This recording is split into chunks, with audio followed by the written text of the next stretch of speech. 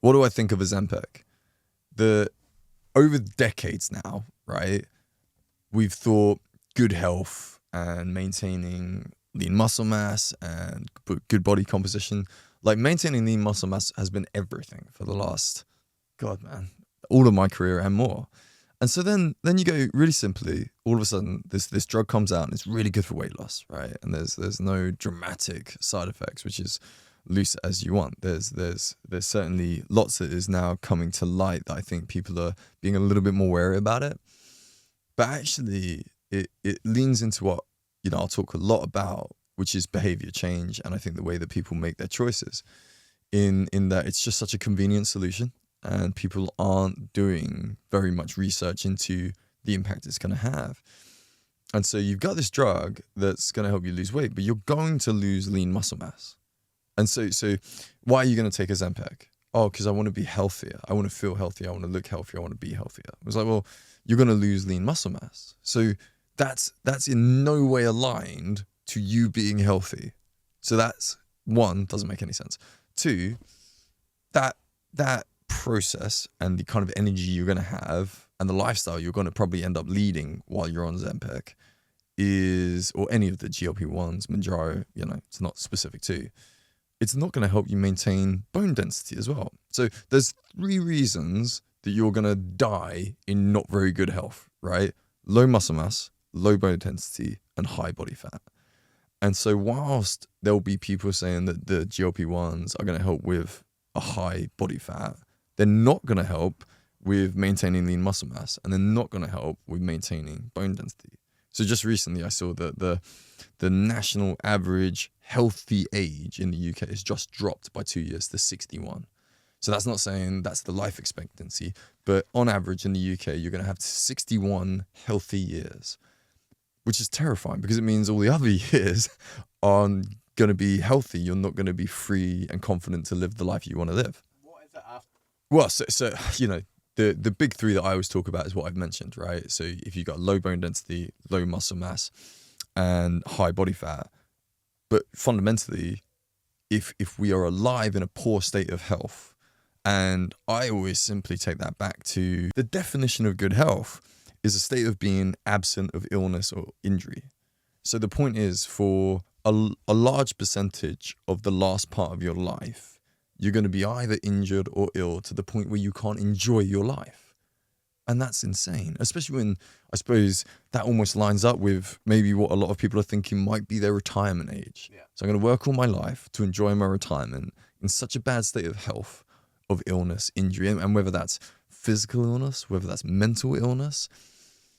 I think of illness in the same way I think of good health, right? So good health is physical health, mental health, emotional health, hormone health. So it's the same with illness. And I think that if we have any of that, that's my baseline. So I don't care how fit you are. I don't care what you can deadlift. I don't care if you can run a marathon. I don't care about the performance side of fitness, but I do care about your health because it's so easy to achieve. And it is. And people are going to sell you all kinds of snake oil and voodoo and sensationalism on social media and all the rest. But good health is don't be injured, don't be ill.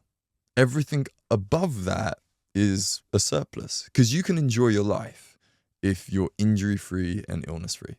There's no limitations, right? You don't need to be able to run a marathon faster than me to enjoy your life more than me.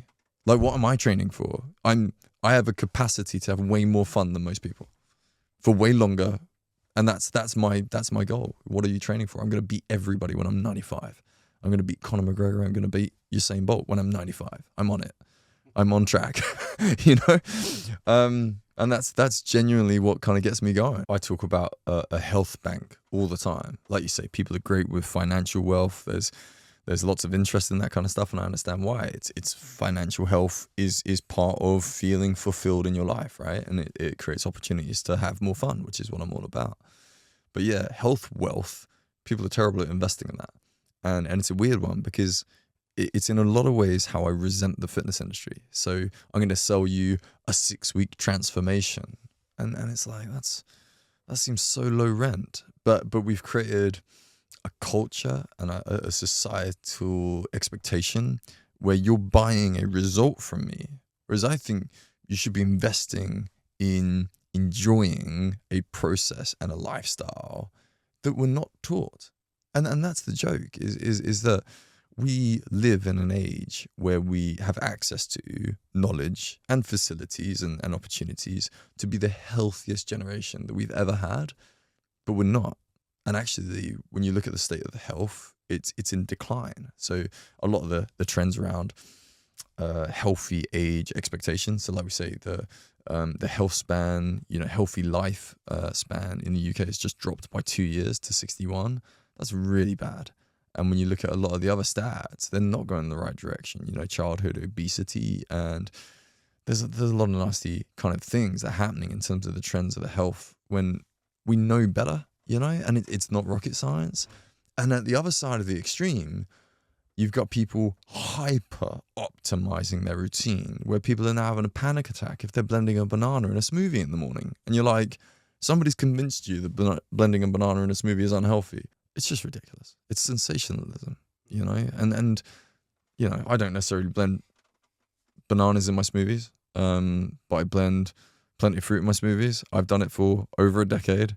I'm fine. My blood tests are fine. And it's just, people are buying into really extreme things, and I don't know why, and I think about that all the time. And I do wonder why people don't look at just real world evidence. I get that a lot of people are being influenced by social media and allowing that to do their research, and allow kind of AI to do some of their research, which is definitely a concern.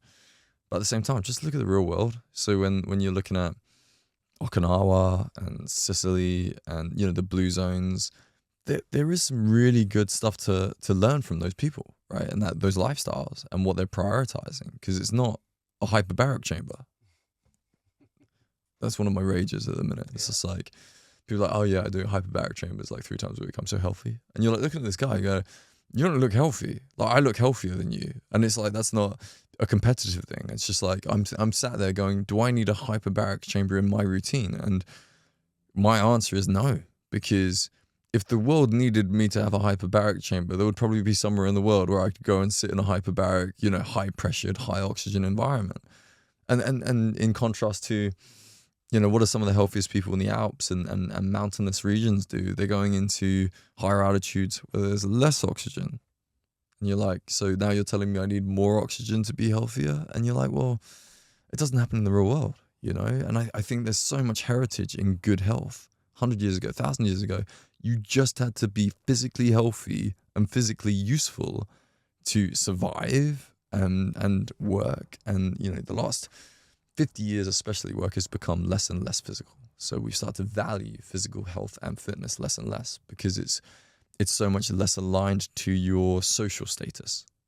So when we were, very much warrior cultures, like your physical status was a big deal. And then when, work was much more like manual focused, your physical ability was a big deal if you were physically weak.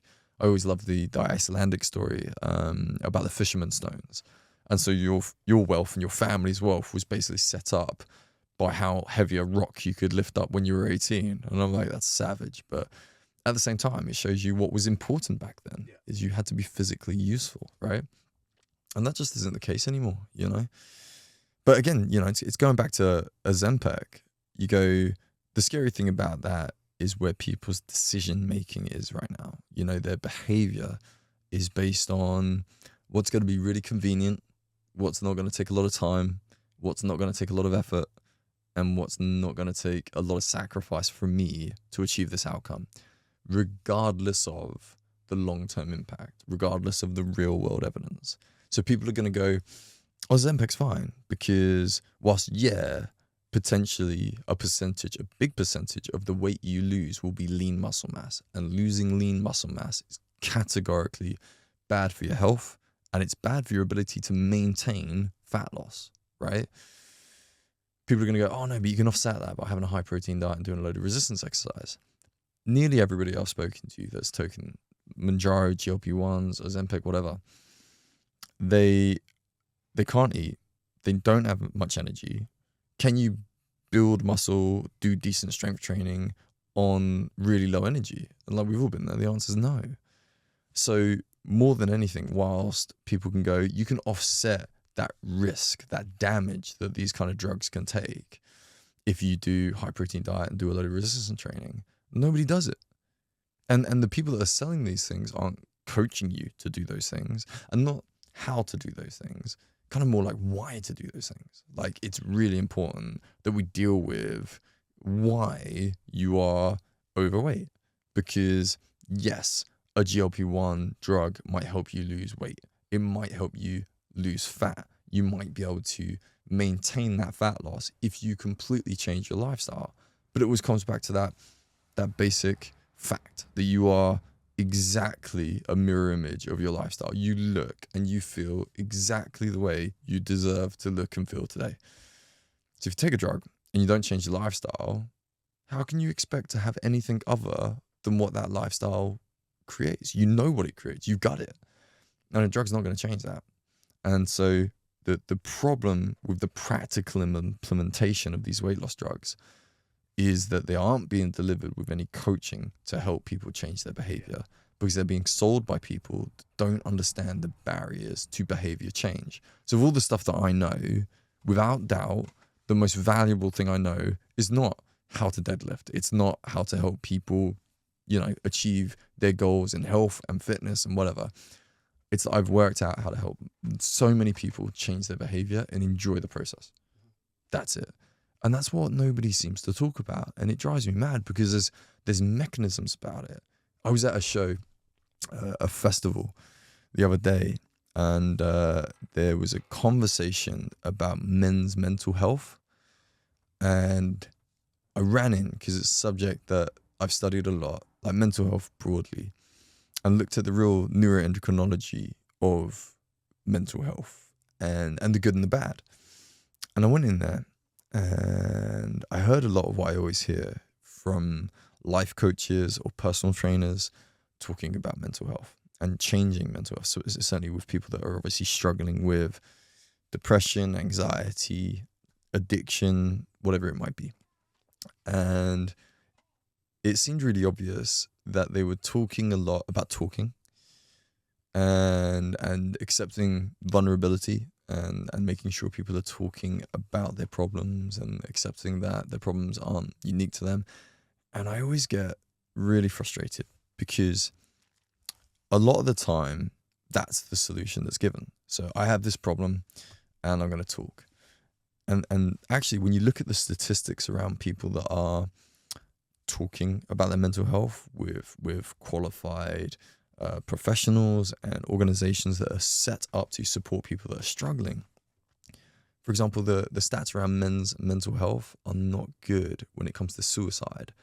But if you look at men that are taking their own lives, the amount of those men that have engaged in some form of professional mental health support is quite high. So what that kind of tells me is talking about it isn't a solution. And so if our conversation about mental health leads us to an action that I know is grounded in evidence and my experience of things that nearly 100% of the time help people shift their mental health towards the green. If we've got a needle and we're in the red, I just want to get you moving towards the green. When we're in the green, I want to give you a load of tools to keep you there. Then that's a really positive thing. But a lot of these conversations are like, yeah, let's just talk about it. We'll just talk about it and just keep talking about it. And that's not enough. And I always think with these people, I want to ask them, like, clinically, what do you think depression is? And often they'll give you an answer like, well, it's not sadness. It's a very different feeling. It's when I feel like this, or this person felt like this. And I think that's when you get into the minutiae of context, which becomes very challenging, because actually, when you speak to mental health support coaches, one of the things that they say they hear the most from people that are sat down, talking to them about their challenges, is that I bet you've never spoken to somebody like me. I bet you've never heard somebody with my kind of problem or problems, because everybody thinks their problems are really unique. And so what I always kind of want to say to people is like, what is that foundation in terms of your nervous system and your hormone system and your lifestyle that causes these problems? And what challenges do they create in changing that behavior. You know, I always love Jimmy Carr's line about mental health when he talks about people getting confused between hardware and software. So it's like people are going, oh, my software, my mental health is not in a great place right now. And he was kind of, he had this bit on stage where he was talking to this guy and he was like, think about your hardware for a bit, right? So make sure you're sleeping well, get outside, do some exercise, eat some good food, and then see how you feel. Because I bet the software feels different when you nurture and invest in positive behaviors for the hardware. And he's right on, you know, with that approach. One of the things I always want to ask people when they're talking about mental health, and especially like depression, is what's the most powerful natural antidepressant in the world? Because if you're going to talk about depression, you should probably be pretty clued up on what powerful natural antidepressants are. And they always look at me so blankly. And you think, oh my God, you're on a stage in front of a lot of people talking about mental health, talking about depression, and you don't know what the most powerful natural antidepressant in the world is, which is oxytocin. And we can have it for free. And there are specific actions that can help people develop it. And I think that at school, we kind of learned about oxytocin, not wrong. So you make oxytocin when you have sex and you make a baby, which is true. The 20-second hug rule is another one, right? So there's lots of interactions that we can create. And we put it into a framework that I call ETS. So exhilaration, trust, and social cheering. So if I find out that you're struggling with your mental health and you're in a state of depression, right? And that a lot of time manifests itself in an unwillingness to change your routine. So that is this unbelievable challenge to overcome. So what do you need to do with a depressed person? Make them action something. What does a depressed person not want to do? Action anything.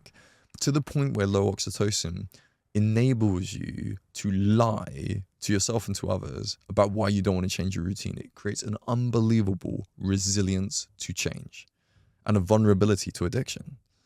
So you go, we've got to get this guy to action something, and he doesn't want to action anything. And you want to talk about it? I don't want to talk about it. I'm going to drag him kicking and screaming to the skate park because there's exhilaration, right? It's dangerous and we're going to survive it together. And there's a lot of trust involved there. So if that person needs some advice about how to drop in on a ramp or how to rollerblade or whatever it might be, right? And they've got to trust the equipment. They've got to trust their helmet. They've got to trust a lot of things.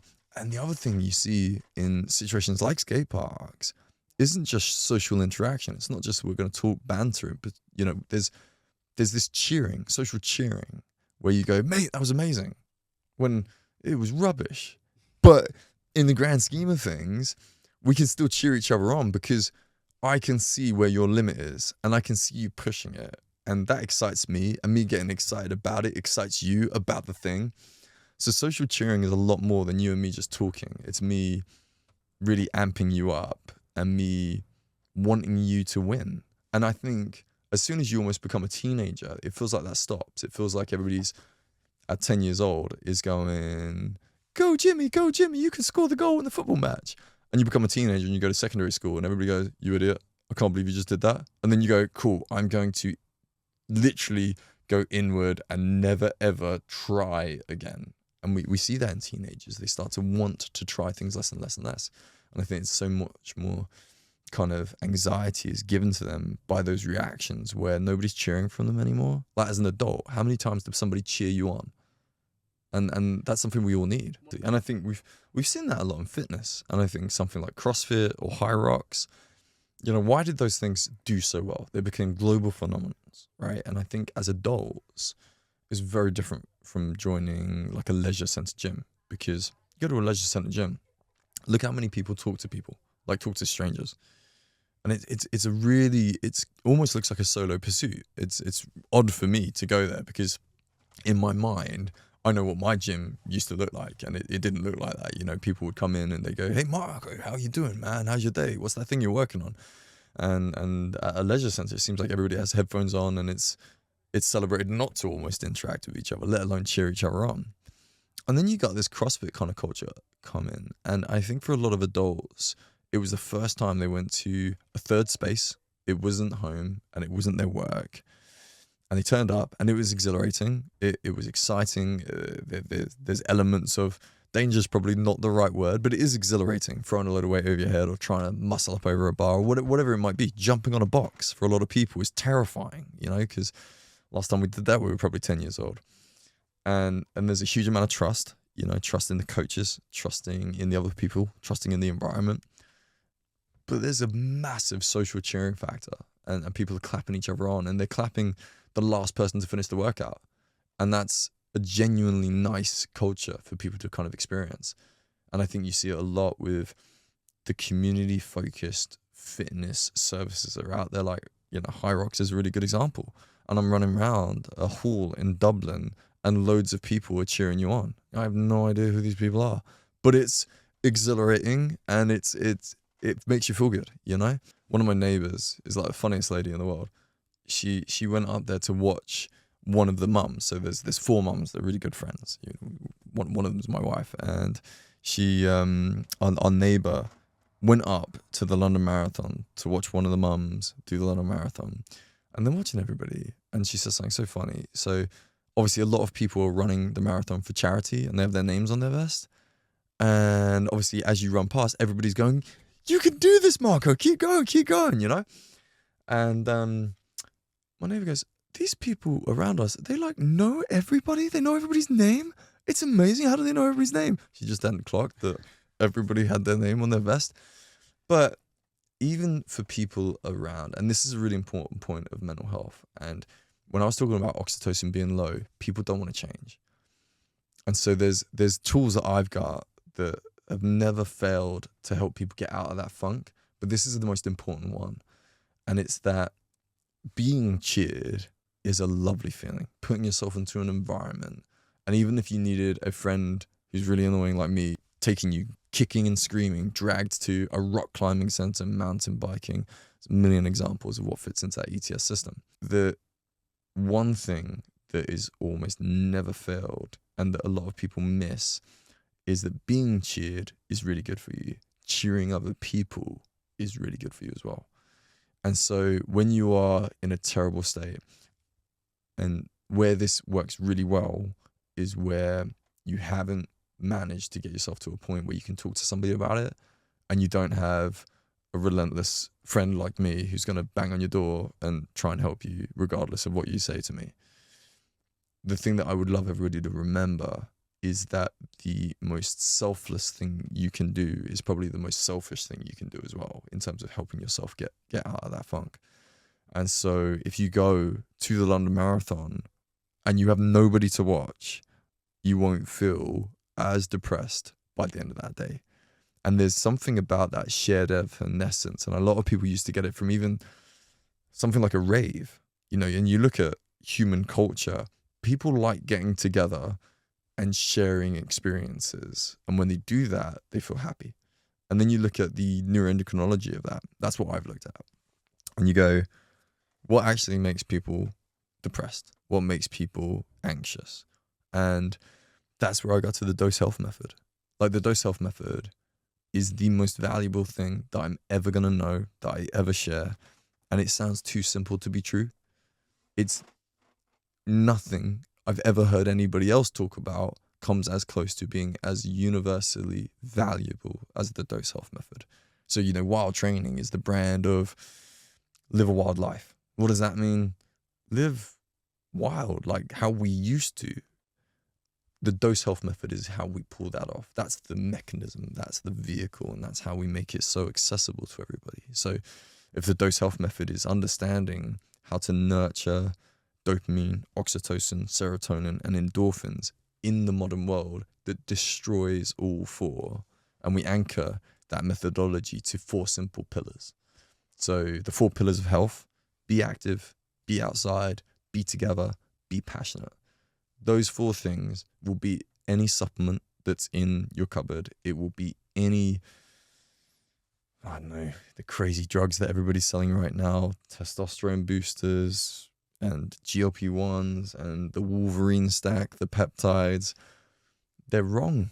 And I've just seen too much of it to believe anything else. And again, you look at the blue zones, they're closer to what I've just said than taking testosterone and taking GLP-1s to feel better about the lifestyle that is inherently unhealthy. The lie is that people think that the modern world is good for us. We've built this really convenient world, and conveniences are really not good for us. You know, I've got an equation that goes into the D.O.S.E Health Method book, which is your health and happiness is equal to the effort that you put into your life minus the conveniences in your life multiplied by the passions you pursue and you share. And that lyric is really solid because it's a really clear way of prioritizing how to balance a healthy life.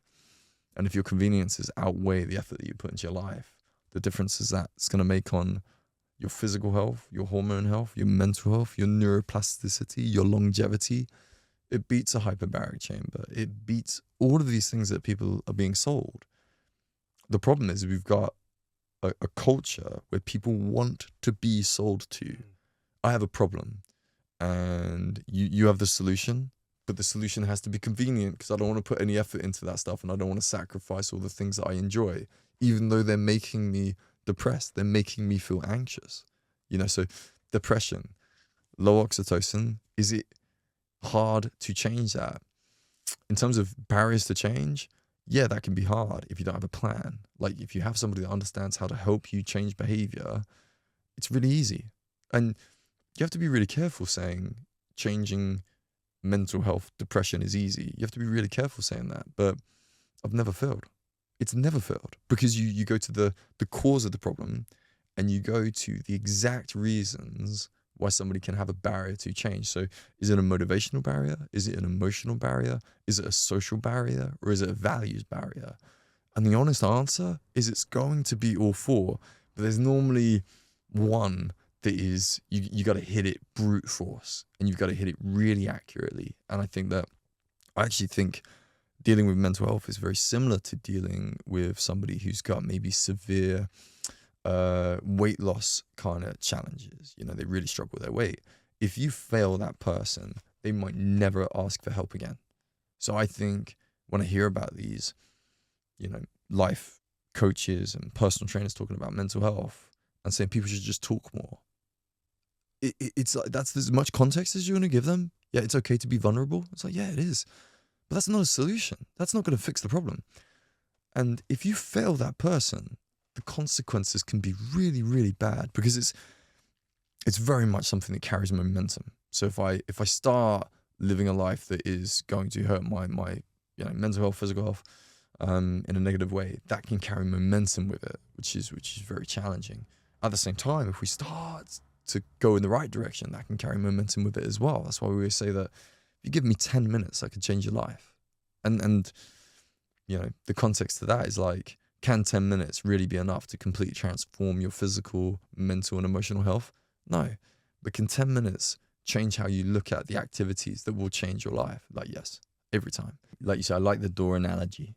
But I think realistically, there's 50 doors in front of us at any one given time when we're having a conversation about life, health, mental health, physical health. And I suppose what I'm trying to say is, I think if you ever open the wrong door, for some people, that could be really, really, really catastrophic because they disengage from then that interaction, that idea of asking for help or giving help. And I think that with just a very basic amount of information about what kind of activities are going to help that person the most, it can really transform the world's ability. I mean, imagine if we had a global brute force attack on behavior change and the barriers to behavior change, because they're not complicated, right? Motivational barrier is understanding dopamine, really understanding it. And it's not rocket science, but we're living in a world that is savagely attacking people's ability to maintain a healthy dopamine system. And I think that's where the conveniences kind of come into it. You know, Andrew Huberman talks about it really well. Anything that is a very convenient way of you feeling happy will eventually destroy you. And what he's talking about is convenient ways of getting dopamine are inherently very quick ways of dropping dopamine. And that's where repetitive addictions kind of start. And you think about the rise of, you know, social media, online gambling, there's so many, terrible ways that we get dopamine fixes now. That's a real problem because it makes people want to put less effort into everything that they do. And I think we hear a lot about, generations of maybe younger people having this sense of entitlement. And I think that's a really, it's not a particularly accurate way of kind of describing it. But I do think that actually we've got a generation of people that just want to put less effort into success. And whether that's success in business, in, fitness, in whatever it might be. Yeah, you've definitely got this generation that's kind of, exponentially gone with work smart, not hard, and gone to such extremes with it that now if I'm not going to make a load of money in a short amount of time without a lot of effort, it's probably not worth my time. And I think what you've then got is a bunch of people that don't have the ability to critically think, creatively think, and put the graft in to master their craft. I have a lot of people say to me, like, James, why aren't you on a podcast? Why aren't you, talking about this to millions of people? Because people should hear it. And you're like, because I learned it in the trenches. I've been doing the job for 20 years and making sure that I knew what I was talking about. And every time somebody asked me a question and I didn't have a really good answer, I would tell them that I didn't have a really good answer and I'd go and find out. And I think, I was talking about the dose health method being the most valuable thing that I've learned. That's because that's never failed me. So for anybody, high performance athlete, like elite level Olympians, and people really in a bad place with addiction to some pretty hard drugs, behavioral aggressive disorders and things like that, we've turned that stuff around in 1 week for some people. And you're like, that's obscene. That's ridiculous. And when I saw that, I was just like, oh my God, how can it be this simple? And if it's this simple, why aren't we teaching it to more people? Like this should be on a national syllabus. And I remember I went to a school and I did like I kind of talked to, I don't know what it was, about 200, 250 kids. And they were relatively old. So they were, towards the end of their secondary school. And I was talking about the dose health method and why I thought it was so important, to look at dopamine, oxytocin, serotonin, and endorphins in a world where generally our lifestyle doesn't lead to any of those things. So if dopamine comes from passion and either me pursuing it or sharing it, and realistically, inspiration, it creates dopamine in a really positive way. I always say to people, you've mastered your dopamine system when you stop thinking of it as a reward system. So low dopamine, desire, I'm going to get some energy, motivation to go and do something, put some effort into something, and that's going to create a reward where, I've got a peak of dopamine. And then I always go back down so that I get my low again, which creates my energy to go and do the thing again. So I always use, lunch as a good, example. We'd go to the shops, walk to the shops, go and get some ingredients, come home, cook, have a nice meal. People don't do that all the time now. They just pull up an app and get a Deliveroo. And that seems really convenient until you realize that is really damaging your dopamine system. And I talk about a lot in terms of your brain, neuroplasticity. Everything you do and everything you don't do affects your brain in a really serious way. And it doesn't care about what you talk about. It doesn't care about what you think about. It just cares about the receipts, what you've actually done. And it is like what you've done and what you don't do will affect all of this kind of neurochemistry. And so I think that when we're looking at like dopamine, it's trying to find ways of helping people celebrate the effort, forget the reward. When you enjoy the effort, like, James, why do you go to the gym? It's like, I'm not trying to get bigger or smaller or stronger. I just go because I like putting some effort into myself. It actually just makes me feel good. And it gives me a lot of freedom because I'm not trying to chase anybody or anything. I just do my thing. I play with movement. I love finding stuff I'm rubbish at. I always say to people that if you want to see me at my best, show me something I can't do. And if it's something that I value for my reasons, then that's something I light up about. I love finding stuff that I'm rubbish at because it's that joy in seeing my body change again, right? But dopamine really is about passion. And I think right now we're living in a world where a lot of people don't get to enjoy passions. Yeah. But I love, that Ben Stiller film, The Secret Life of Walter Mitty. And that's something that a lot of people would like to do and they don't do, but just, you sack off the desk job and you go and have some real adventures. And like we talked about this loads, right? Like, yeah, we can't go to Iceland and longboard down a volcano hill, but we could probably just go skateboarding for half an hour in the morning. Like we did this morning. Like, how fun was that? We're like, rubbish. You know what I mean? You've got like kids doing 360s on their BMXs and you and me basically just trying to survive popping out of a bowl, right? But we had a blast, and what a way to wake up. Like it beats a double espresso all day week, right? So dopamine, oxytocin. Oxytocin is emotional connection. Low oxytocin looks like resilience change. It looks like depression. But at the same time, the only way to fix that is through action. You can't change that hormone without doing something. You can't action something without dopamine. Why is dopamine vital to life? You are not going to do anything without dopamine because it controls your motor system, your motor control. So without dopamine, your body won't move. You won't be motivated to do anything and be able to control your body. It's vital. Oxytocin needs dopamine. Oxytocin only comes from action. And then you get into serotonin. Yes. Serotonin is a natural healer, calmer. Low serotonin looks like anxiety. And so where do we get serotonin? And we get serotonin purely from being in nature. So under the sunshine, near running water, rivers, oceans, forests, mountains. Serotonin goes through the roof. Why is serotonin so important for fat loss? And so people are always going to blame high cortisol. I can't lose my belly because of high cortisol. I need to have mushroom gummies. And you're like, what are you talking about? Like, the easiest way to get cortisol down is to get serotonin up. They kind of have a very powerful relationship with each other. So what happens when you go outside? Go into a forest. Cortisol drops through the roof. And what else happens? Serotonin goes through the roof. Look what happens to your body's water retention in that scenario. So get yourself outside. It's the cheapest weight loss drug in the world. And you'll sleep better, and you'll recover better, and you'll feel amazing. You'll feel less anxious.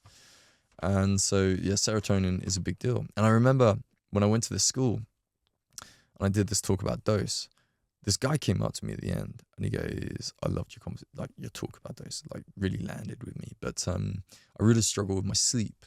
And so I'm an insomniac. And he was talking to me about all this stuff he does. And I was like, you've had coaching for this? And he goes, yeah, I've spoken to like 3 experts. I've spent a lot of time with these different kind of coaches. Because he was doing a lot of really intelligent things around his sleep kind of pattern and routine. And I just said to him, I was like, how much time do you spend outside? He goes, what do you mean? And I was like, how much time do you spend outside in nature? I was like, have you been outside today? He's like, no. I was like, I get off the bus, I come into my, whatever the sixth form room, common room. And bear in mind, this was like spring. So it wasn't like cold and rainy outside. It was just like, chill in the common room, and then we come to an assembly and I spend all time in the school. I don't really play sports, so I'm normally just in the common room again, on my iPad or something like that. And I'm like, you should go outside more.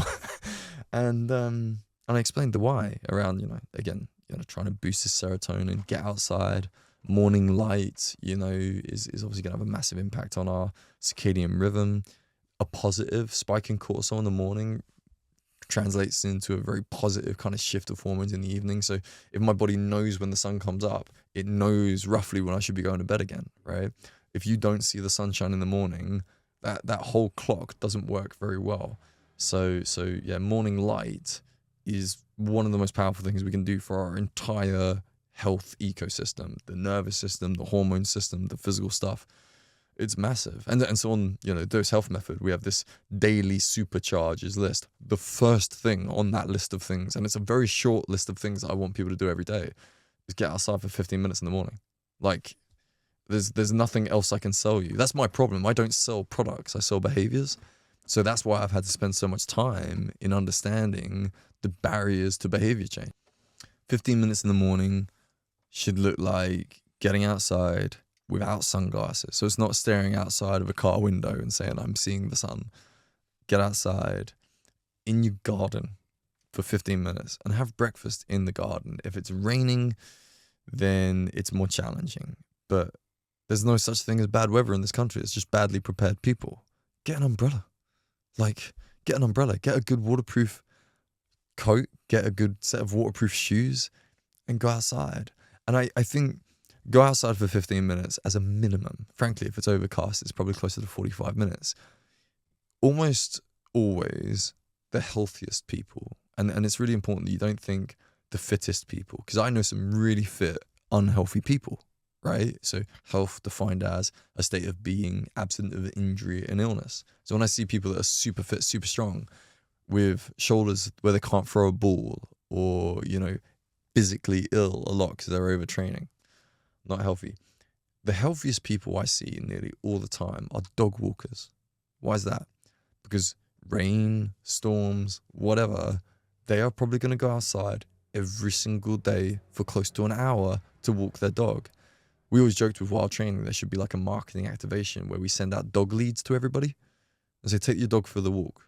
And it's like, I don't have a dog. It's like, no, I don't care about that. Like, we treat our dogs better than we treat ourselves. That dog doesn't want mushroom gummies, right? It doesn't want testosterone boosters or GLP-1s. It just needs to go outside for a 45-minute walk. And it's the highlight of the day. So when people say, I don't like exercise, I was like, shut up, you do like exercise. That's a ridiculous thing to say. You're chemically hardwired to enjoy physical activity. I'm not the best athlete in the world, and I'm probably not the best personal trainer in the world, but I'm world class at getting people to enjoy activity. So I don't care what you do. So if you enjoy calisthenics, if you enjoy weightlifting, if you enjoy walking, if you enjoy fighting, if you enjoy open water swimming, I will manipulate those things to do what they want you to do, right? So if you tell me I want to lose weight or build muscle or whatever, I'll manipulate that thing to give you the result that you want to see, right? But the point is that the healthiest people that I ever see consistently are dog walkers because they're outside every day. And so when you're like, what does 15 minutes look like? It's like, I just don't care. I don't care how you get it. And I don't care if it's raining. But if it's overcast, let's be real. It's not 15 minutes then, it's 45 minutes. Wake up, go outside. I had a really interesting conversation with 3 dads a long time ago. And we all said, and this was after years of training with each other, of having very chaotic routines because we're all self-employed and freelancers working silly hours and then sometimes not working. And we all worked out that as dads with young kids, very active young kids, you either feel tired, exhausted, and like you've got no time to yourself, and feel really unfit, overweight, not good in your body, bit shameful, right? Or you wake up 45 minutes earlier and you do that half-hour workout and you feel tired and exhausted and you feel like you have no time, but you don't feel that same level of poor health, poor fitness, kind of shame in your body. I'm going to be tired either way, so I might as well just wake up and do that exercise. And the reality is you don't feel as tired when you've done it. But when you're out of the routine, it feels impossible to give yourself that time back and to give that energy that you think you need to give that workout. And I agree that I think the way that we now talk about exercise is that if it isn't some hard blast, hit CrossFit high rocks, I thought I was going to die workout, or a PB, or something I can boast about on Strava, it doesn't count. And you're like, nah, you don't need that. Like, you just need to move. And I think I've got a lot of what I call activity recovery positive kind of sessions. So recovery positive, they give me more energy back than I put in. And I think they're the systems that have actually helped me maintain a certain level of fitness and love, like joy for exercise over the years, because I haven't tried to PB every session. And I think that's that culture of, if it's not perfectly optimized, I'm not going to do it. And you're like, who do you think you are? You're not Conor McGregor. Like, you're not a professional athlete. You're a dad. Shut up. Take the 50%. Take the 40%. Because your other option is nothing, right? And if you do 10 squats, 10 press-ups and 10 sit-ups 5 times, if that's it, we're talking about 10 or 15 minutes of exercise, you'll feel wicked. And what that can turn into is a bigger workout when you feel in the mood for it, right? Maybe next time you do it, it's going to be 20 rounds, right? It can be so simple. But sometimes, like depression, you've got to you've got to ideally have somebody that you can call on and say, I need your help. I need you to take me out and do something fun. And if you can fit within that ETS model, you're laughing. But at the same time, sometimes you have to go and help somebody else. You have to go and share your time with somebody to get yourself out of that funk. I think with exercise, it's the same. Like, if you've got somebody you can call on and be like, dude, I want you to work out with me. And I need it to be easy. I need it to be something I can enjoy because I'm sad. And I think when I'm sad and I'm low and I'm depressed, if you make me do a workout where I feel incompetent and uncapable, that's going to not do me any favors. And that's recognizing it. We have a system called the mental health map. So based on your emotion is what would dictate your routine. So rather than, oh, I'm in a muscle building phase, so I'm going to do leg day and then I'm going to do some light activity and then I'm doing arm day. We don't do that. So on the day where I feel like sad, anxious, I'm going to do something easier. I'm going to go for a steady state zone 2 bike ride because I can't fail it, and I'll just go at my pace that day, right? Another day I might have my fight or flight system going through the roof, right? I feel angry or threatened, or somebody's really, hit me emotionally in a wrong way. I think if you don't use that kind of energy, fight or flight, you have all sorts of emotional challenges. So that's the day where you go to the gym and you go, I'm going to pick up some heavy stuff and I'm going to do that HIIT workout. I'm going to put it out there, because fight or flight, go and have a fight with a barbell, go and sprint for a HIIT workout, and you get rid of that adrenaline. You get rid of those adrenals. And that's a really positive way. So we can map our kind of routine to our emotions. And if you teach people that system, it's very simple. You create a sense of auto-regulation, which dramatically helps people sort of maintain their routine. Because if I go, Marco, Wednesday, we do a HIIT workout, and on Wednesday, you feel like the worst state of mind, you have no energy, and I'm telling you, you've got to come to the gym and do a HIIT workout with me, you're just not going to turn up because you're not going to enjoy it. Like, if you don't enjoy exercise, that's the priority. It's not weight loss and it's not building muscle, because if your goal is weight loss and we work out today, it will make no difference to your weight loss. Working out today won't help you lose any weight. And if we work out today and tomorrow, it will be completely insignificant. But if we do some exercise every day for 100 days, that could be life-changing for you. So we all know this, right? What's the most effective thing we can do in exercise? Consistency. How can you ever hope to be consistent if you don't enjoy it? So stop looking for optimization. Stop looking for a perfect workout. Stop trying to train like a professional athlete. My favorite fight is George St. Pierre, so I want to train like him. It's like, why? You're not George St. Pierre. You're not a professional athlete, right? Just do some stuff that you like and see where that takes you. And when you get bored, try and find some new stuff that you like. Like, my superpower is that I've got a lot of different ways of exercising that I can enjoy, so that based on my mood today, I get to pick one that's probably going to be right for me to enjoy. I think the 3 reasons I see most people stopping exercise is, well, they stop seeing results, they get bored, or they get injured. And those 3 reasons that people stop exercising all come from the same thing. They do too much of the same thing. So variety has nothing to do with you becoming a professional athlete, which you're not.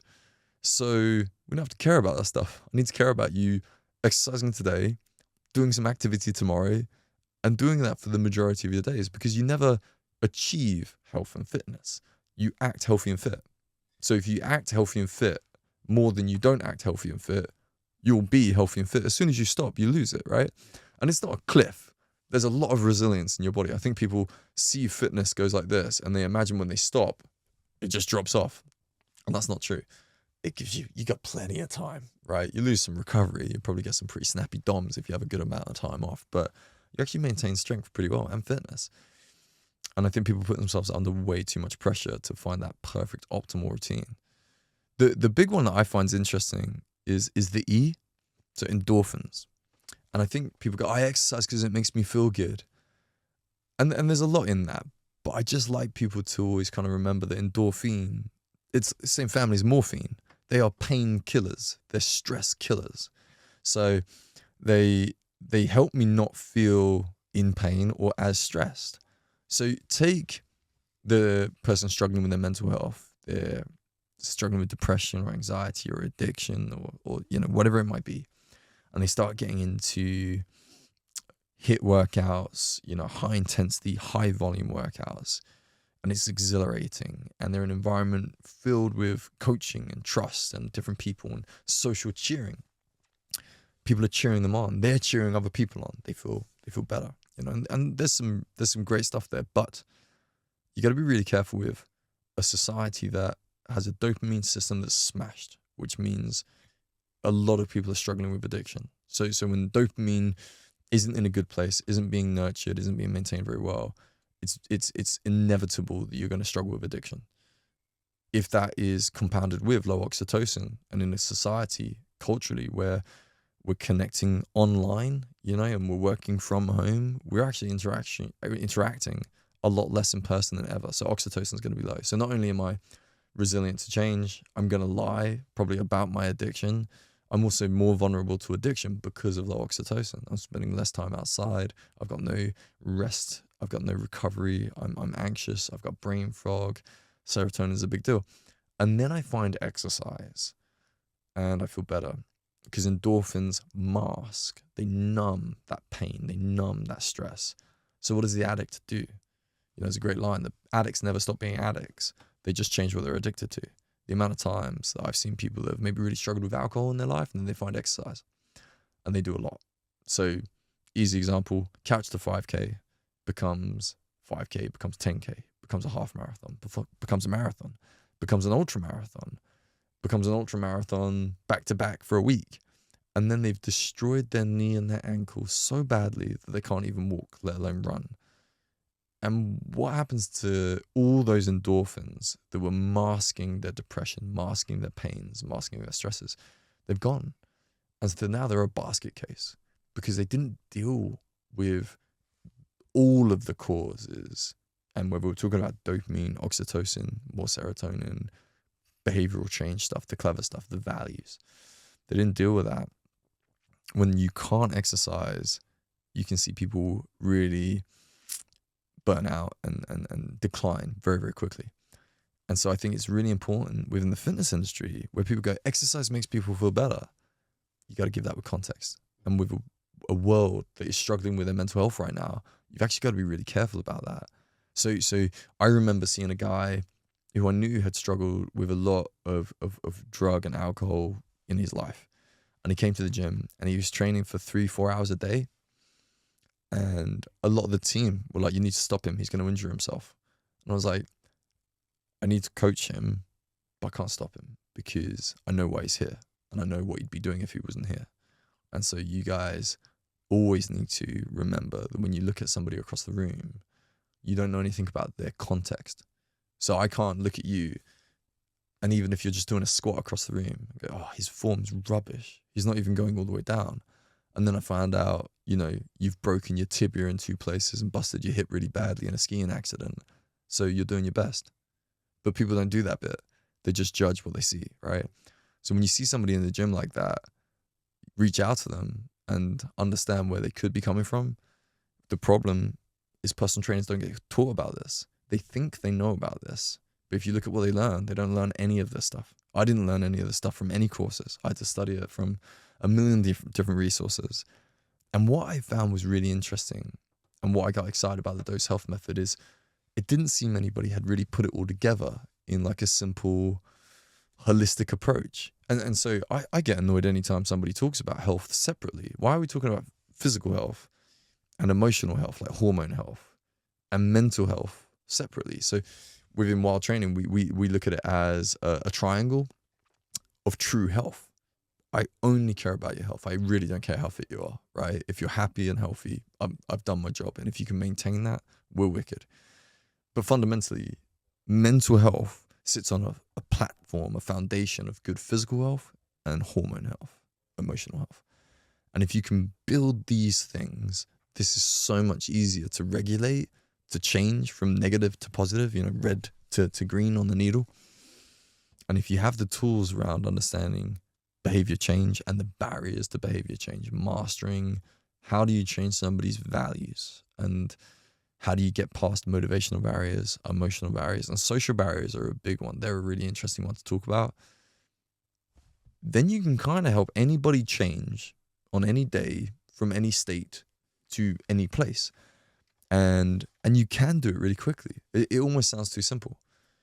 And I'm not saying that it's 0 to 100 on day one, week one, month one, but we can create momentum absolutely in the right direction. And if it's a train building speed, you'd be amazed how that creates that cascade effect for individuals to empower them, because then they understand the mechanics of how their brain and their spirit and their body all work together.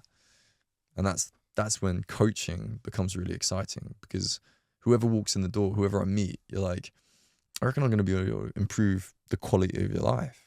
You know, so when we talk about wild training, live a wild life, the D.O.S.E health method, the 4 pillars of health, why bother? It's like, because I want you to have a better life. And I want that to mean whatever it means to you, not what it means to me. But what I know is you've got 100 problems, and they're all uniquely devastating and awful and terrible, and you know, nobody can possibly help you until you have a health problem, and at that point you've got one problem. So what I know is, for all of my experience of coaching people and just seeing people live a million different lives, whenever those people are in a good state of health, not necessarily elite fitness, but when they're in a great state of health, physical, hormonal, and mental, they're happy. And actually, they are performing better, you know, in work, in family life, in, you know, sport, whatever their thing is. They perform better, they're happier, they achieve more success. And it's that ability to maintain that momentum. And I think it's a really positive momentum to be able to share with people. Yeah, man. Got quite a lot out of Ozempic.